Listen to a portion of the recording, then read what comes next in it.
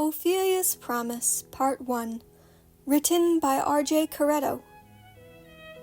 Inspector Claudia Culpepper stood in front of Professor Roderick Makepeace's desk. She was always the super's first choice whenever academia was involved. You speak their lingo. I'd rather face a Brixton gang than deal with that lot. Makepeace took the document from her and waved a hand casually as he contemplated the document. Culpepper took that as permission to sit in the Victorian-style chair. "It is not by Sir Edward Elgar," Makepeace finally said. His eyes flashed at her. He was a well-known composer of the late 19th and early 20th centuries. Ah, yes, the expected patronizing remarks.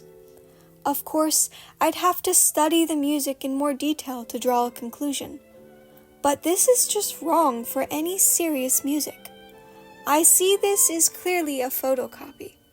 Was there an original manuscript? Yes, it was handwritten on plain paper and bound with a gold cord, she paused. This photocopy was found next to a murdered body. We had assumed Elgar. He was so British. Ha!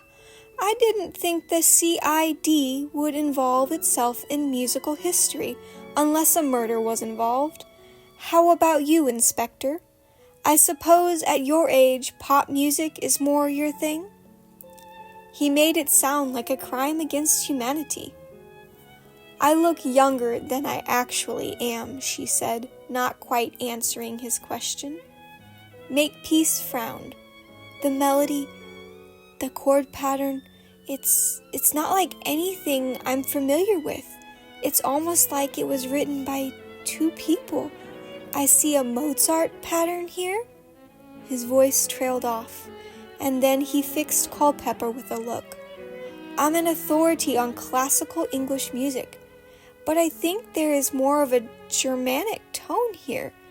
You want to know more about it, Elgar or not?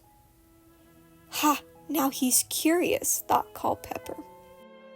We would greatly appreciate it if you could get back to us if you have any insights. She gave him her card and left. Okay, not Elgar. A shame, really. She had found out that Elgar had written a Christmas greeting, Opus 52, and it would have been a perfect clue for a murder committed during the Christmas season. Although Elgar was by no means the only possible composer. It would make sense as it was found next to the body of a murdered classical music critic, Arthur Bascombe. Bascombe was a perfect champion of English composers, but was familiar with many others. Who killed him, and why?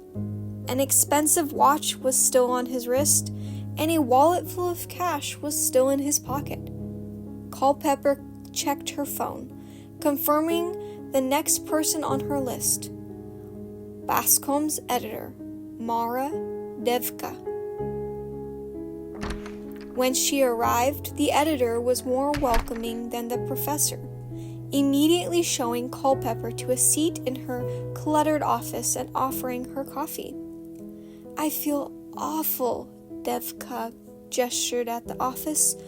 All the Christmas garlands and tinsel, and we're mourning Artie. We worked together for a decade. A robbery, I assume? We don't think so, said Culpepper. It may have been something personal.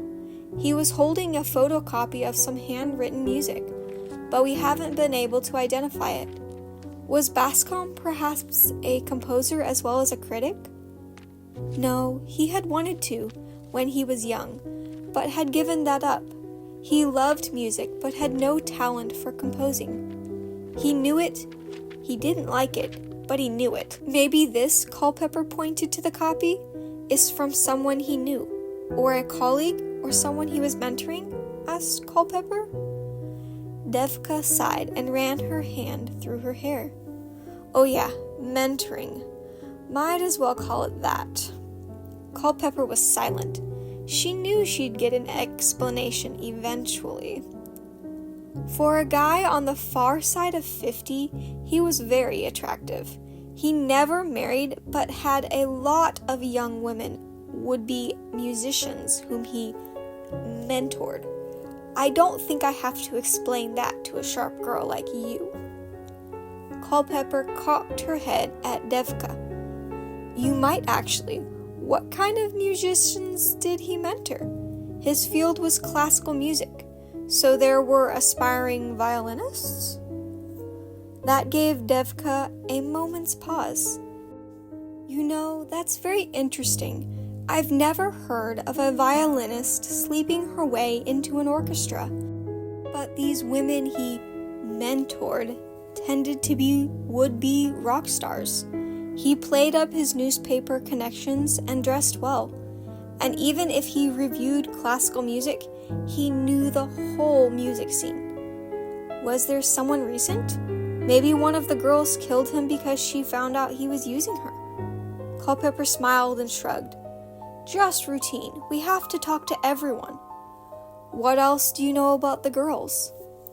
There was nothing formal, but there was one he wrote about in his column. It looks like she is actually beginning to make a name for herself. Ophelia. There's your musical connection, right? I don't know her last name, but she sings for a band called, what was it again? Black Scandium. Of course, scandium is a metal first discovered in Scandinavia. Thank you. I'll see if I can find this Ophelia. I don't suppose you know of anyone who disliked him? Anyone he had arguments with? Devka laughed. He was an arrogant womanizer, but if someone was going to kill him for that, he'd have been dead years ago. Back on the street, it only took Culpepper a few minutes to find the club where the Black Scandium was playing, very near to the alley where Bascom's body was found. It was barely evening. The club was actually a step or two above the usual dives. Most of the lights worked, and there was plenty of foot traffic going by, but there wasn't even an attempt at holiday cheer here. Culpepper squinted and could see a dim light through the dirty window. She rapped on a door. A few moments later, she heard a voice yell, "We're not open yet!" She kept rapping until a surly-looking man came to the door. She held up her warrant card, and the door opened. He still looked surly. "What did we do now?" he asked. "Nothing that I know of," said Culpepper. "You had a band here last week, Black Scandium. They had a singer named Ophelia, and I'm trying to reach her." He didn't say anything, so she added, "She looks like a waif with dreamy eyes and long black hair." He frowned. "Wait here." When he returned, he said, "Go on up. She has a flat on the top floor." What will Culpepper find on the top floor? Tune in tomorrow for part 2 of Ophelia, written by Lou Kemp. The mystery deepens, and you won't want to miss what comes next.